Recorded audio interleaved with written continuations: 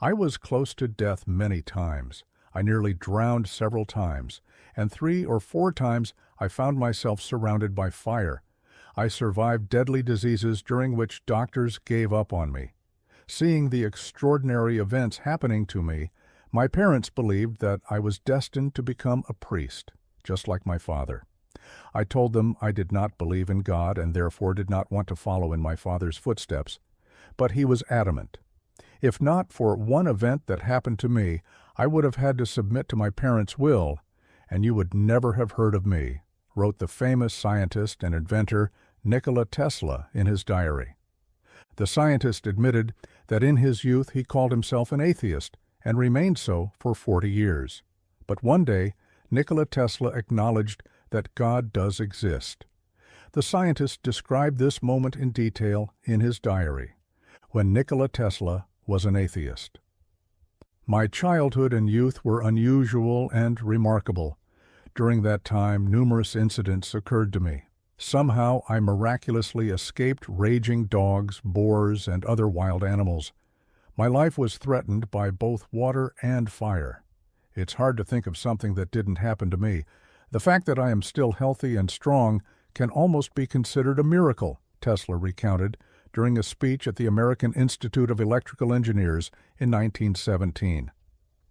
During this speech, the scientist shared several extraordinary events from his life.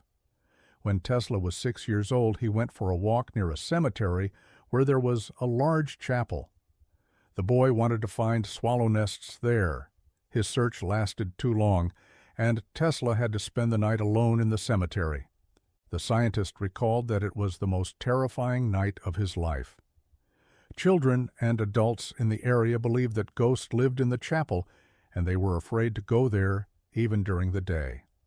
Tesla, however, stayed there alone at night. He was soon found, but after this incident, people began to call him a hero for his fearlessness and bravery. Following this event, Tesla's father began saying that his son was destined to become a priest. Later, another incident occurred that reinforced his father's belief.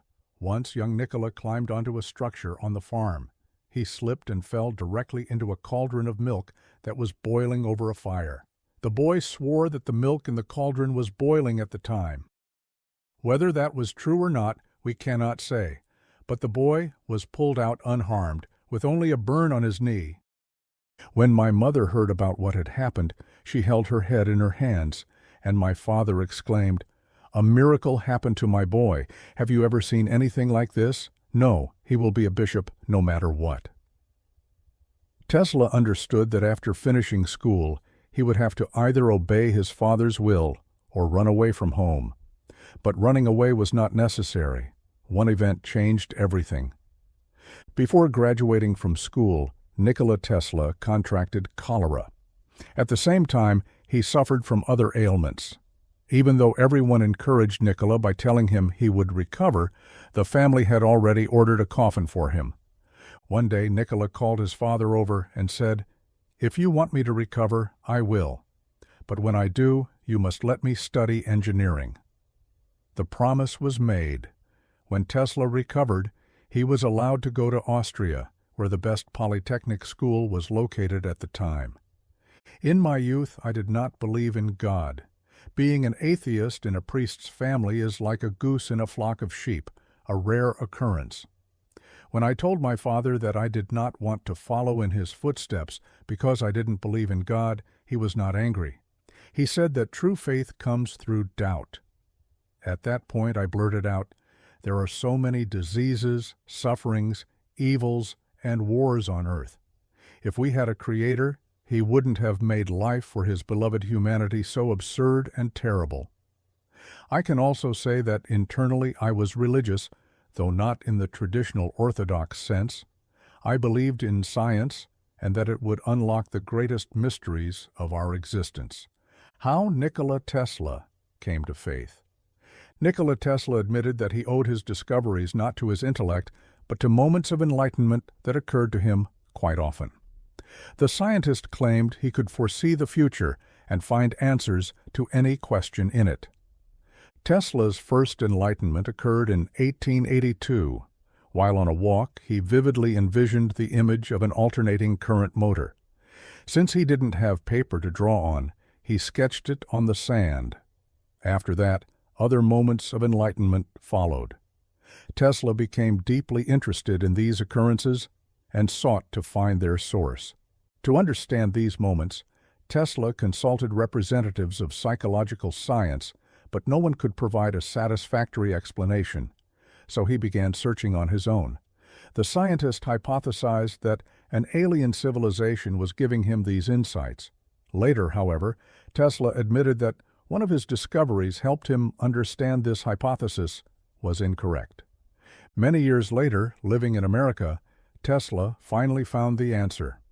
One morning, he woke up with a new enlightenment. He realized that all his discoveries were owed to God.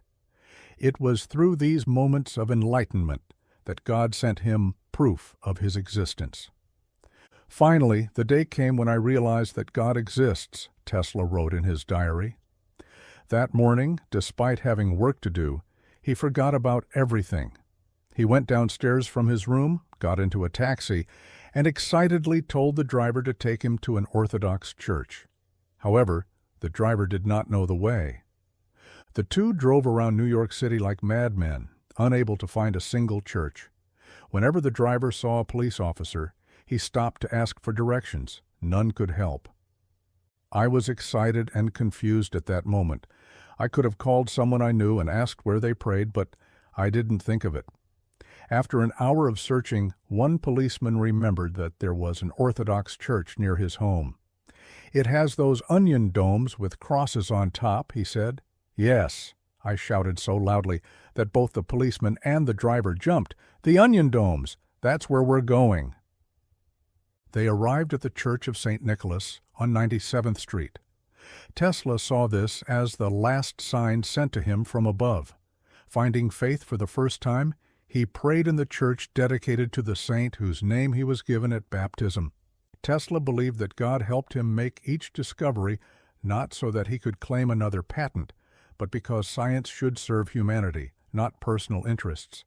He saw himself as a mediator between people and God, chosen because of his dedication to helping others. I look into the future and see what does not yet exist. I cannot explain how my brain does this.